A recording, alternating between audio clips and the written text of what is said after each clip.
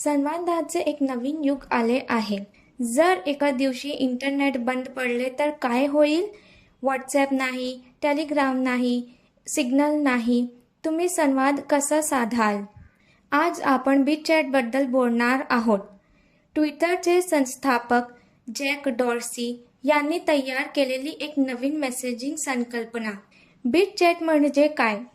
बिटचॅट हे एक विकेंद्रित मेसेजिंग ॲप आहे जे इंटरनेट, वायफाय किंवा मोबाईल डेटाशिवाय काम करण्यासाठी डिझाईन केलेले आहे. सर्व्हर अवलंबून राहण्याऐवजी बिटचॅटमुळे फोन एकमेकांशी थेट संवाद साधू शकतात.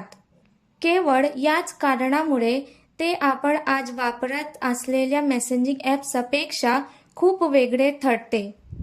बिटचॅट कसे काम करते? बिटचॅट ब्लूटूथ मॅश टेक्नॉलॉजी नावाच्या तंत्रज्ञानाचा वापर करते.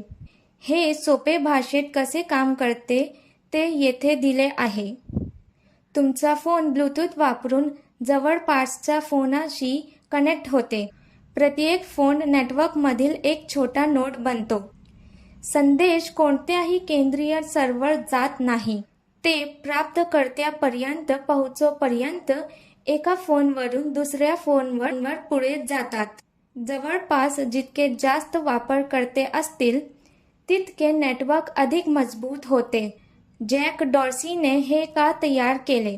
जॅक डॉर्सीने नेहमीच विकेंद्रीकरण, गोपनीयता आणि खुल्या संवादाला पाठिंबा दिला आहे. बिटचॅटची रचना खालील सारख्या परिस्थितींसाठी केली आहे: इंटरनेट बंद करणे, निदर्शने किंवा आपत्कालीन परिस्थिती, कनेक्टिव्हिटी नसलेले दुर्गम भाग, कोणतीही केंद्रीय प्राधिकरण नसल्यामुळे कोणीही संभाषणे सहजपणे ब्लॉक, सेन्सर किंवा ट्रॅक करू शकत नाही. बिटचॅट महत्त्वाचे का आहे? बहुतेक मेसेजिंग ॲप्स यावर अवलंबून असतात.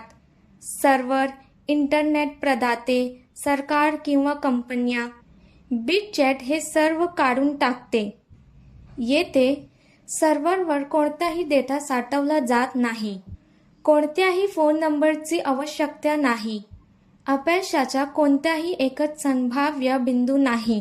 यामुळे वापरकर्त्यांना अधिक नियंत्रण, अधिक गोपनीयता आणि अधिक स्वातंत्र्य मिळते. मर्यादा आणि वास्तव. अर्थातच बिटचॅट परिपूर्ण नाही.